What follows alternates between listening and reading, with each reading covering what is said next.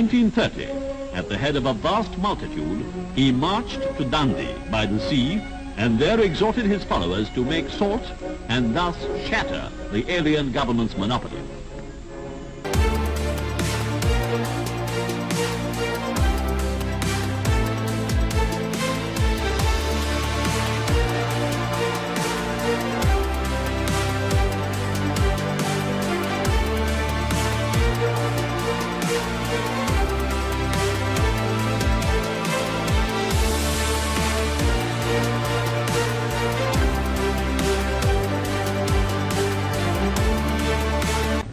March 1942.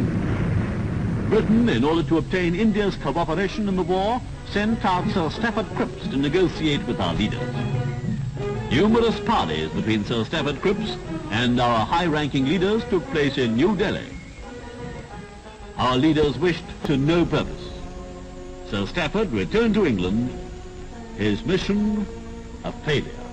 And the leaders put the question to Britain: how can we fight for freedom when we have no freedom ourselves? But Britain refused to answer. And then Gandhiji gave the nation the two magic words, "Quit India." In reply, the Conservative Party, then in power in Britain, clamped all the Indian leaders into jail. At this time, there appeared on the horizon in Southeast Asia Subhash Chandra Bose, a loyal son of India. Force will be met with force, he said, and raised an army of courageous men from loyal Indians captured by the Japanese. Bose's aim was to use this, the Azad Hind Army, only to make the British give India her freedom. The new Labour government that came into power in Britain, as a first gesture, released our imprisoned leaders, and the nation rejoiced. Britain now sent out the cabinet mission headed by Lord Pethick Lawrence, a genuine lover of freedom. Among the cabinet mission were Sir Stafford Cripps and Mr. A.V. Alexander. On arrival at Delhi, negotiations were immediately started with our leaders. These were anxious days for India. The nation lived through hopes and fears. The discussions ended. They were a success. But unfortunately, the country was to be divided.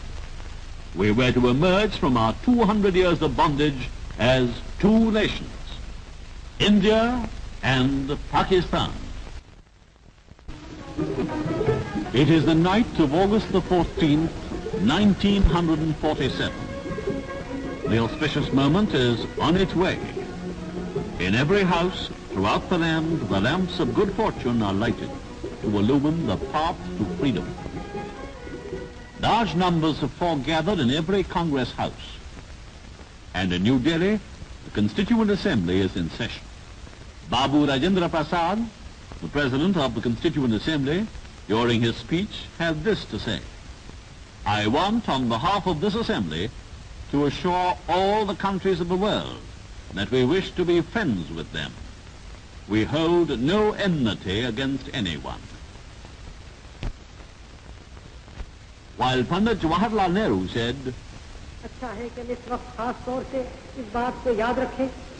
"We stand on the threshold of freedom. I want to assure everyone that India is a country for all. It does not belong to any special community or religion. It belongs to all."